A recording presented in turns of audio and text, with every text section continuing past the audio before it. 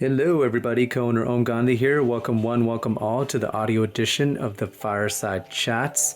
For more stories like this, go to our website at runtrymag.com. That's runtrymag.com. You can also find us on Instagram at runtrymag, and you can also find us on Facebook at runtrybike.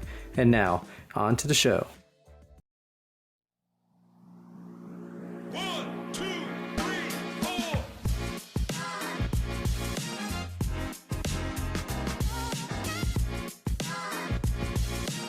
Perfect timing. How did you Hey, good. How are you? I'm doing great. Thank you for joining us. Really appreciate your time. Yeah, thank you. Thank you for the invite. Yeah. So I gave the audience a little bit of a background on who you are, literally saying you are a triathlete who has competed in Kona, an ultra runner who has finished dead last at Bigfoot 200, and a race director. What else do we need to know about you before we jump into the conversation? I guess I'm just a hardcore adventurer. Like right now I'm doing a lot of just crazy hikes in the snow and trying to bag some peaks during the winter and just see what I can do and enjoy all the snow. So not too much more than that. When did you get started in endurance sport and why? I started with like the sprint and Olympic triathlons, just coming out of high school and watching my family do like endurance sports. I saw him do a 50 miler up in the Tetons, and it's been inspiring just to watch like the endurance and see how people push themselves and just growing with the distance and seeing what I can do and try to explore where my limits are at. And so far I haven't found them, so keep going, I guess. You already answered the next question, which was going to be, did you find where that limit is? No, I haven't. So Ironman triathletes started with sprints and Olympics. Ultra runner have raced 200 milers. Which do you prefer and why?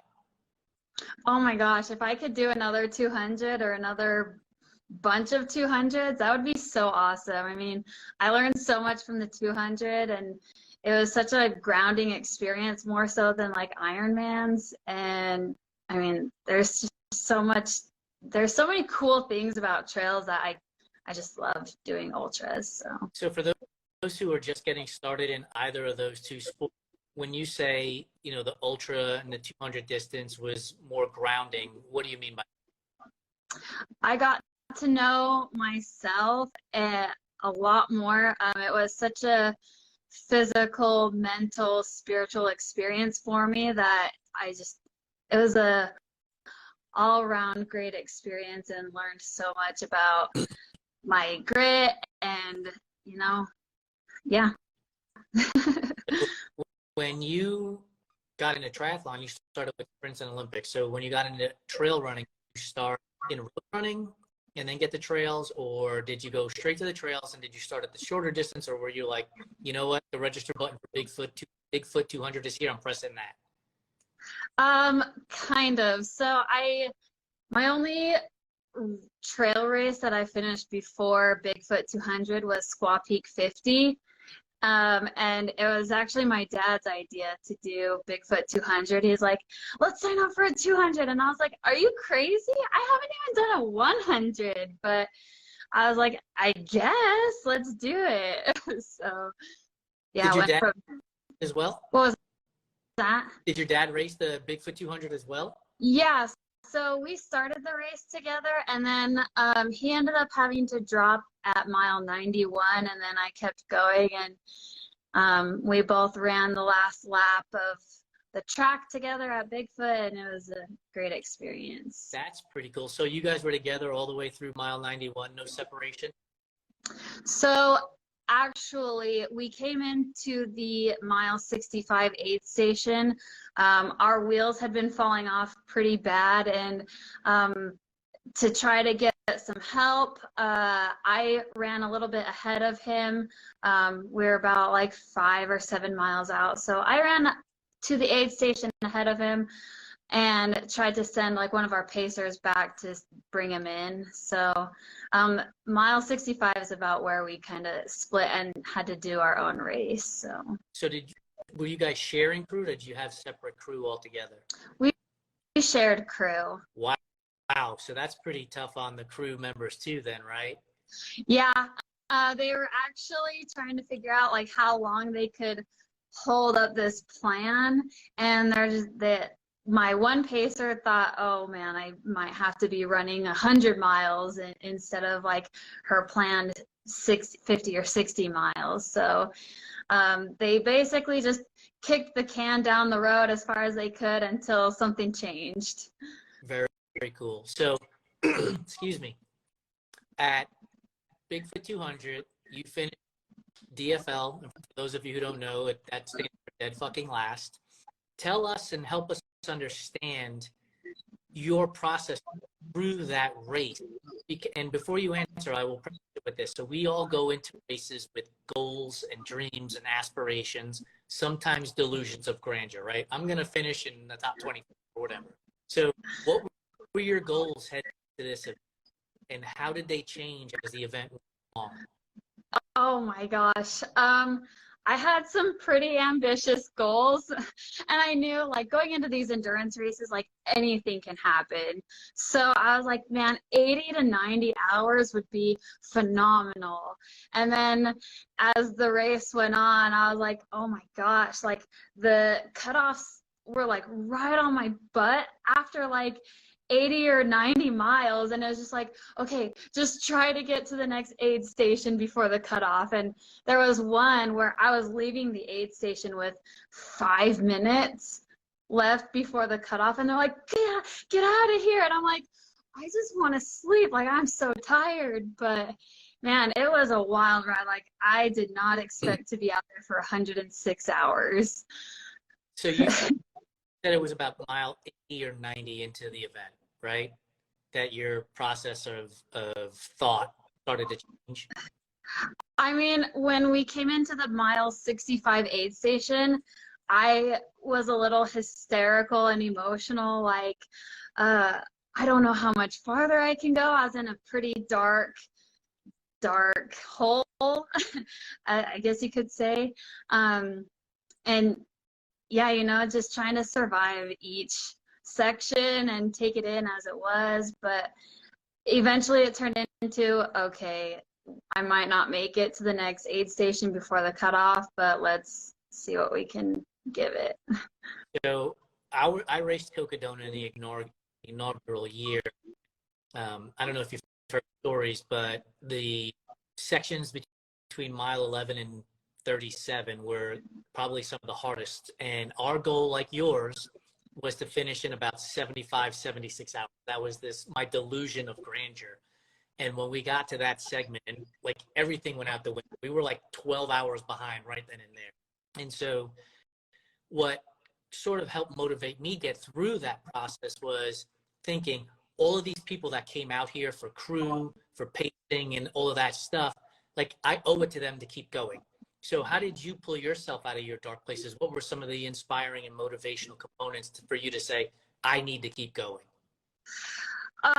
Definitely at mile 65, I had that same thought, like all these people came out to support me. We've been training all summer long. I owe it to my pacer to at least give her a section to pace. And I felt guilty, like I can't quit before she even can pace. Like everybody got work off. And so that was my first time digging myself out of the hole to just keep going as much as I could to, you know, give people a chance to pace because we're all excited to be there.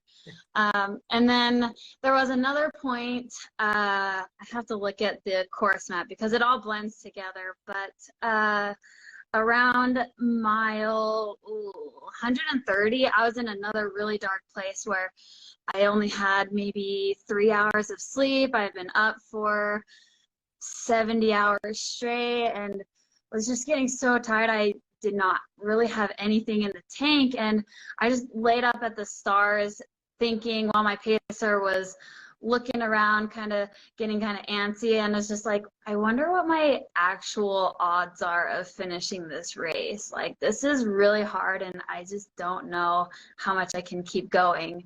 And after I woke up from the nap, I mean, I was still in a lot of pain. My shin had been hurting since mile 46, and I still had another 50 or so miles to go. And I got to this point where, like, was just walking to the next aid station to quit.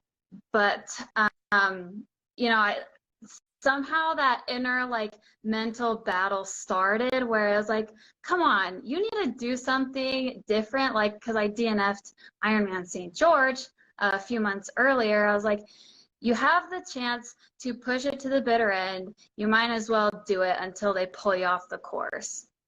And so this, I don't know, 30-second wind, whatever you want to call it, came, and I was just fired up to, you know, get back in the game and just to keep pushing. And so we ran quite a bit of that. I mean, as much as I could for having an injury and running 100 miles on it at that point.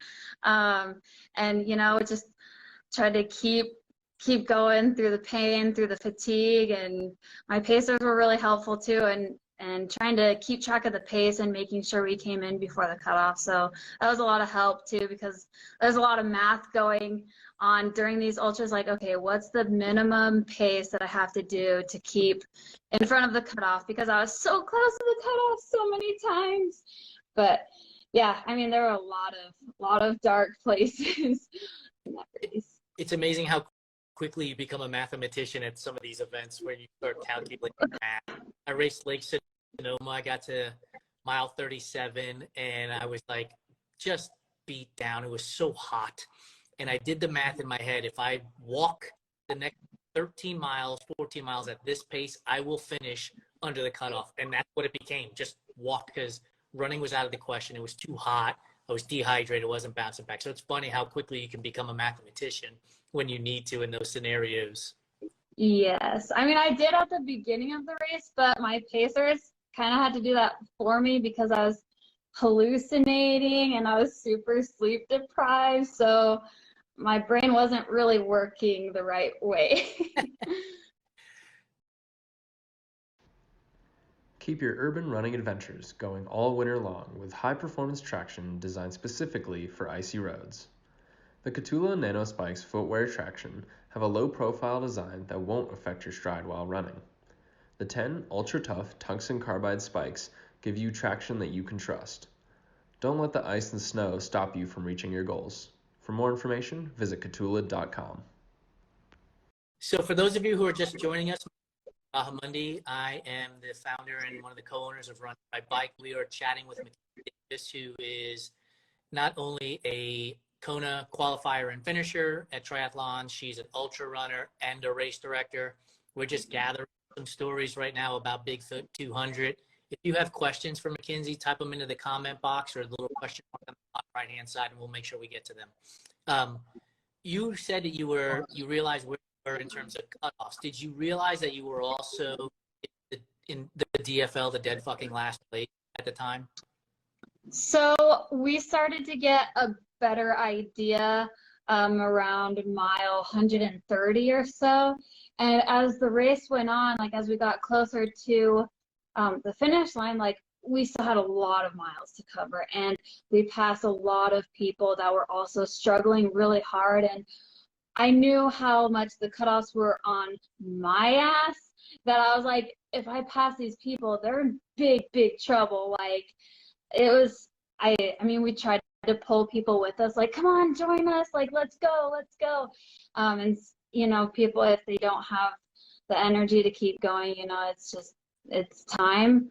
But yeah, I heard that some people were calling me the grim sweeper, that like as soon as I passed them, they would drop, and like I didn't try to be last or anything, but I mean, they would either, you know, miss the cutoff or pull themselves from the race. So, I mean, we tried really hard to pull people with us and keep them going too. Did that, if you had an idea of where you were in terms of last, did that have an impact on you, positively or negatively? Did you embrace the idea that you might be the last place finisher of the event and just be like, I'm still a finisher?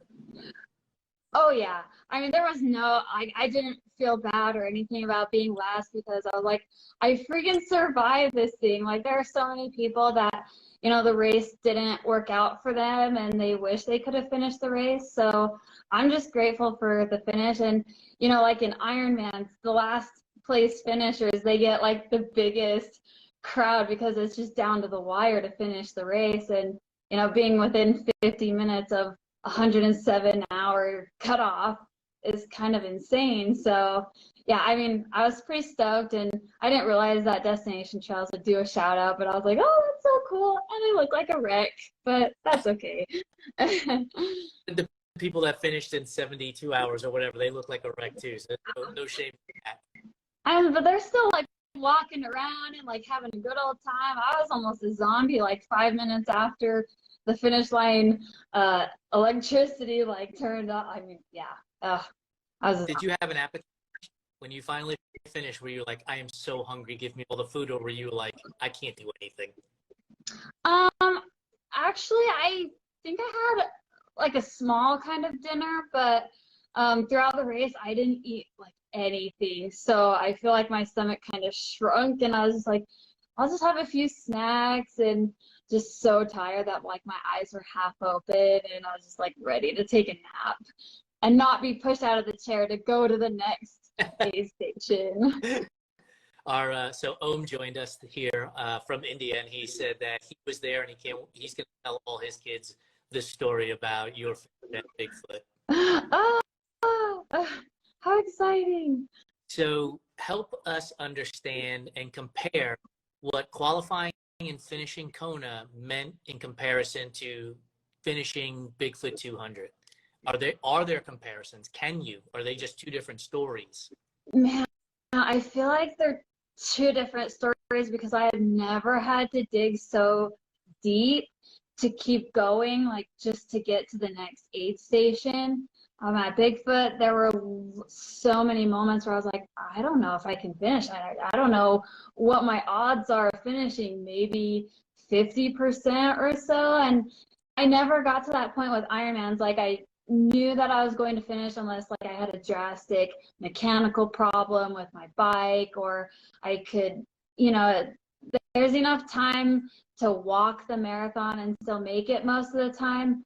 Ironman Saint George was a different story, but I mean, yeah, it's really crazy just grinding yourself into the ground for 4 days versus 17 hours. It really is eye-opening, like what you can do and like how hard you have to dig to just finish the race. So you mentioned how finishing Bigfoot 200 changed your life. Did finishing Kona, which is obviously the pinnacle for Ironman and triathlon, change your life in that moment in comparison to what you experienced with your life-changing experiences with Bigfoot? Oh man, I think Kona was a great experience. It was so awesome having my family make all the sacrifice, like being able to see the sacrifices that they made to be there, and just seeing like all of their support was super great. But as far as like learning about myself, Bigfoot 200 was a way bigger, I don't know, experience, and there were so many different situations that I had to problem solve to try to get myself out of a bad spot into a good spot, and it was just a wild experience. So you just mentioned DNFing at Ironman George. Give us a little bit of background on that story. I have a follow-up question to that comparison to Bigfoot, Kona, and then at St. George. Sure. So St. George was going to be my 5th Ironman, and I signed up for the race back in 2019, started training for it. It was supposed to happen in 2020, got canceled, and then postponed till September. and then got canceled again. So going through the brutal training blocks of just putting so many hours into 3 different sports burned me out like beyond belief. And so when St. George actually happened again, or was on the calendar to happen again, I was beyond burned out, and I was decided I'm going to show up and just see what I can do. I only had a handful of swims under my belt and a few bike rides, but I just decided that maybe my trail running workouts will help me make it to the finish line, or maybe it won't, but that's okay. At least I'll go and see what I can do on little to no training. But it was really exciting, like being able to move from Ironman Saint George, and I had the emotions and everything from DNFing. Like, it was pretty sad and kind of daunting going into another race, like, oh, I didn't finish this race, I wonder if I'm going to finish this one. But Bigfoot 200 was so big and different from what I've done that I was so excited to just get out and train, and I had great people to train with, and so that helped a lot. So for those of you who are in the sport, burnout is real. Makinsie just explained how she got burnout.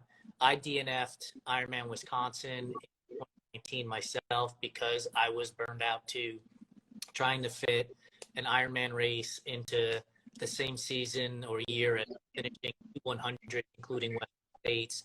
Just by the time I got to that start line in Wisconsin, I threw like 25% of the swim, and I was like, this isn't fun. Like, I'm done with this, pulling out. The training wasn't there, the mind was there. So burnout is a real thing for those of you who just get started in sports. So pay attention to it and understand that rest and recovery will help you progress through these sports. So how does the euphoria of finishing Bigfoot compare to the DNF at St. George? Is it, I'm a competitor, and I will say this all the time, like, I hate losing more than I enjoy winning. So is the DNF more soul crushing, or was it, in comparison to the finishing, the euphoria of finishing? So Ironman St. George, I had a feeling that, a DNF was possible. I made it halfway through the marathon and couldn't stop throwing up in the gutter. And, I think I was just ready because it was, the nail in the coffin for me. Like, it's time to move on to another hobby for now. I mean, I say for now, I don't know if I'm going to come back to Ironman because I'm having so much fun on the trails. But having Bigfoot, being signed up for Bigfoot after the DNF, it was a little bit daunting where, I DNF, it's not fun. There's a lot of self-doubt that comes with it, but just if I had a choice, like if I'd rather DNF St. George or Bigfoot 200, I would choose St. George 100 times over, because I mean, in the grand scheme of things, I knew that Bigfoot 200 was the race I was actually focused on, and I was just wanting to get St. George out of the way, be done swimming, be done biking, and just move on to another adventure. So how do your experiences at these events play into your role as the racer for the Unicorns Unleashed event? So my first event that I put on, like, unofficially, and it was just for fun, a group of friends, we all got together. I put a course together for a 70.3 actually, and called that the Unicorn 70.3, but moving over towards like the ultra marathon, Unicorns Unleashed Ultras. I know what I like at aid stations, but it's really great having a lot of friends and like a community to like pull from, ask them what they like at aid stations, what they like in a course, how to do the course marking. So I try to, just put what I like out there and throw everything else that other people like out there, and hopefully they have a good time, and then with the next year get ideas of how to make it better and just keep going from there, just building it up. So do you have more empathy, I guess, for race directors now that you're putting on your own events in comparison to when you first started? Yes, empathy for race directors. I don't think I feel bad for the runners anymore because, I mean, we do this to ourselves, right?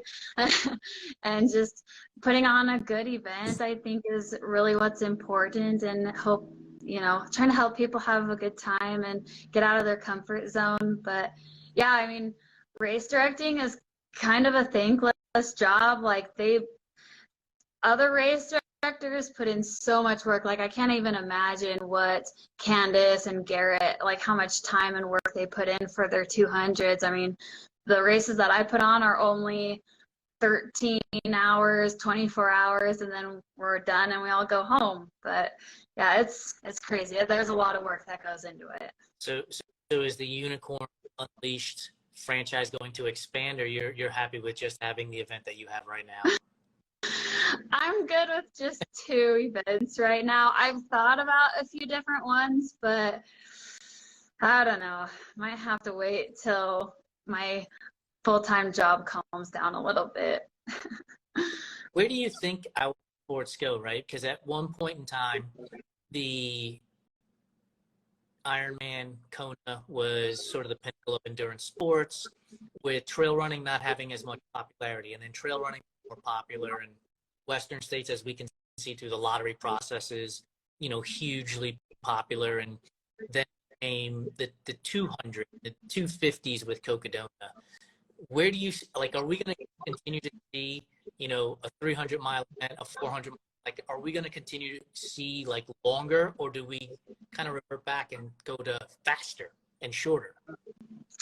I've seen there's like an 800 race in Finland or Norway or something.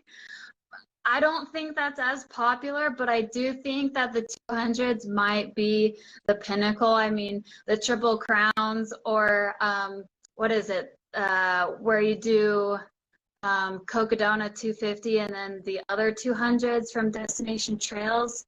Same type of Yeah, I think that's going to be, as far as I know or can gather from the trail community, I think that's basically the pinnacle of trail and ultra. Yeah, I could see that, in the United States, people capping it out at 200, 250 miles, maybe trying to accumulate more than one within a season, as opposed to, this point. So I'm going to read a quote that I wrote on your Instagram account, and I want to get your thought on what that quote means to you. So wrote, "There's no glory in climbing a mountain. All you want to do is get to the top. It's experiencing the climb itself and all its moments of revelation, heartbreak, and fatigue that has to be the goal." Karen Kusama is the person who said that quote. What does that quote mean to you now that we've talked about Kona and Bigfoot? Yeah, so like I've kind of talked about before, there's a lot of struggle, and we learn a lot from ourselves through our struggles. Like, if we won everything, got to the top of every mountain, I don't think we would learn as much about ourselves, about like what it takes to finish these races. I mean, there's that whole thought behind, like, are you, oh shoot, my words are leaving me right now, but if we didn't fail at anything, are we really pushing ourselves? So there's a lot to get from struggling and failing and learning from our failures. And I think failing forward is a huge thing, because I also DNF'd a 50-miler right before the 200, and I was like, I don't even know if I can finish a 200 because I didn't even finish a 50-miler. But I learned a lot from that race, and I think we can learn a lot more from failures than successes sometimes, because if everything came easy, where would we go? Like, we wouldn't try to keep pushing ourselves and trying to be better, or, Yeah, I agree with you. I'm a teacher at the collegiate level, and I tell my all the time, failure is not terminal. It's just the building block to success. And it's an opportunity to learn, grow, get better, and we should always be striving for that. For those of you that are just joining, my name is Jason Bahamundi. I am the founder and one of the co-owners of Run, Try, Bike. We're being joined today by Makinsie Davis, who is a triathlete, an ultra runner, and a race director. The full conversation will be on our Instagram feed immediately after the conversation. Tomorrow, if you want to wait, you can watch it on YouTube or our website. And then next Monday, it'll be on our podcast, and all previous episodes of our fireside chats can be found on our website, YouTube. And we are working very rigorously at getting all of our podcast episodes updated as well. So I have another quote for you before we jump into our rapid fire questions. You wrote in November, it's late November, so that you have a timeline for it. It takes hours or days to climb a mountain, only to be at the summit for a few minutes. Enjoy the journey. Is that a mantra that you came up with in November after you climbed a mountain? Is this something that you live by consistently ever from the beginning of when you started these endurance sports? I found that quote. I think it's super applicable to, any big race that we're training for. It's true to every mountain that I climb. It takes so long to just climb and slog through those mountains, and then coming down is usually pretty quick. And, in the grand picture or the grand scheme of things, we spend all these hours training, and then the race is only a fraction of all those hours that we've already put into it. And then even more specifically, the finish line, it's a pretty quick scene compared to how long the races are. So, you got to enjoy the journey, or else the races aren't going to be as fulfilling. Yeah, for me, the joy is in the journey. I'm a crier at finish lines. I fully admit that. And it's because of all the time and energy leading up to that event. The crossing the finish line is literally once, but the race may have taken you 4 days or, 10 hours, 12 hours. And that include the 4 to 5 months of training. For some people, a year's worth of training. And so the joy for me is training. It's something we tell beginner athletes all the time. What's next on your race schedule? Where will we go and start? I think I'm going to tone it down a little bit and just do Run Rabbit Run 100 in September. I'm actually going to be pacing my pacer from Bigfoot. She's doing Bigfoot. And I'm super excited for her because now we get to switch the roles, and I'm actually kind of nervous because there's some pretty big shoes to fill. I mean, they did so awesome. So yeah, we're going to be training for Bigfoot all summer long, and that's, I think, our big event. And then I'm just going to try to do a 100 and see how it goes, but not going to try to top Bigfoot 200 this year. It's hard to top those 250s. There's definitely a finisher blues that comes across where I've done something just way out of my comfort zone, and I don't know if there's anything I want to do next at this point. I know for me, I'm finally going back to the starting line of a 100-mile race in late at the canyons, and I haven't done that. I haven't run since I finished Cocodona, because I was like, man, that was an enormous effort. So good for you for taking off, pressing the reset button, and getting back to it another time. Races will always be there. Yes. I mean, it's kind of hard because Bigfoot was so much fun that I was like, I want to do another one. When do I get to do one? But yeah, I think it's time to just let this year kind of be a easygoing year, and we'll see what the future has in store. Awesome. So before we wrap up our conversations with folks, we'd love to ask them, goofy type questions, get some more insight into their personality. So when you're out running or hiking, bagging summits, are you listening to music, a podcast, or nothing at all? Normally nothing, because I'll try to have somebody with me, or a few people with me. But if I am by myself, I turn on 80s rock music and just jam out to the old school tunes. So what would be your favorite rock band? Oh man, there's so many good ones. I don't know if I could pick. I like to switch it up. So I'll just turn on like an 80s hits and just rock and roll from there. Well, as a person born in 1973, I appreciate that you're listening to 80s music. Oh my gosh.